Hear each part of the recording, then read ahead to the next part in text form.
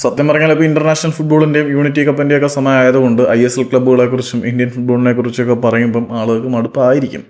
പക്ഷേ നമ്മൾ പറയാതെ വിട്ടുപോയൊരു ഫാക്ടറുണ്ട്. ഈ ഒരു സീസൺ കേരള ബ്ലാസ്റ്റേഴ്സിന് ദുരന്തമാണെന്ന് പലരും വിളിച്ചു പറയുന്നുണ്ടെങ്കിലും പോസിറ്റീവായിട്ടുള്ള ചില കാര്യങ്ങളുണ്ട്. ഫാലോൻഡിയെ പോലെ ഒരു താരത്തിനെ കിട്ടി, ഫ്രാഞ്ചോനെ പോലെ ഒരു താരത്തിനെ കിട്ടി, നമുക്ക് മികച്ചൊരു പരിശീലകനെ കിട്ടി.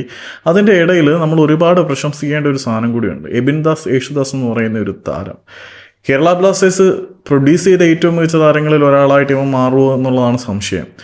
കാരണം കഴിഞ്ഞ സീസണിൽ, അതായത് ഇപ്പോൾ കഴിഞ്ഞു പോയ സീസണിൽ ഏറ്റവും കൂടുതൽ അസിസ്റ്റുകൾ പ്രൊവൈഡ് ചെയ്ത താരം നമ്മുടെ ഈ പയ്യനാണ്. അതും മറ്റുള്ളവരെ അപേക്ഷിച്ച് ഒരുപാട് ഗെയിം ടൈം ആളിന് കുറച്ചാണ് ലഭിച്ചത്. കേവലം 4 മത്സരങ്ങളിൽ മാത്രം സ്റ്റാർട്ട് ചെയ്ത താരം ലീഗിലെ ഏറ്റവും ഉയർന്ന അസിസ്റ്റ് പ്രൊവൈഡറായി മാറുക എന്ന് പറഞ്ഞാൽ ആളിൻ്റെ വിഷൻ എത്രമാത്രം ഉണ്ടെന്ന് നമ്മൾ ചിന്തിക്കണം. എബിൻ ദാസ് യേശുദാസ് 2025-26 സീസണിൽ ഏറ്റവും കൂടുതൽ അസിസ്റ്റുകൾ പ്രൊവൈഡ് ചെയ്ത താരമായി മാറിയിട്ടുണ്ട്. അത് ഡൊമസ്റ്റിക് പ്ലെയർ അല്ല, സീസണിൽ തന്നെ ഏറ്റവും കൂടുതൽ അസിസ്റ്റ് പ്രൊവൈഡ് ചെയ്ത താരം കളിക്കളത്തിൽ ചെലവഴിച്ചത് കേവലം 494 മിനിറ്റുകൾ മാത്രമാണ്.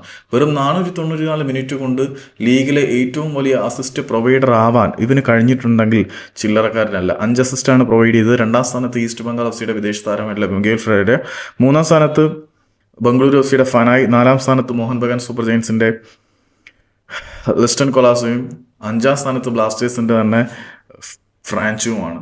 നോക്കുമ്പം ബ്ലാസ്റ്റേഴ്സിൻ്റെ ആരാധകർക്ക് അഭിമാനിക്കാം. കേവലം 494 മിനിറ്റുകൾ മാത്രം കളിക്കളത്തിൽ ചിലവഴിച്ച 4 മത്സരങ്ങളിൽ മാത്രം സ്റ്റാർട്ട് ചെയ്ത ഒരു മലയാളി പയ്യൻ രാജ്യത്തെ ടോപ്പ് ഡിവിഷൻ ലീഗിലെ ടോപ്പ് അസിസ്റ്റ് പ്രൊവൈഡർ ആവുകയാണെങ്കിൽ ഭാവി ബ്രൈറ്റാണ്. പക്ഷേ ആ ഭാവി അവന്മാർ തൂക്കി വിൽക്കാതിരുന്നാൽ മതി.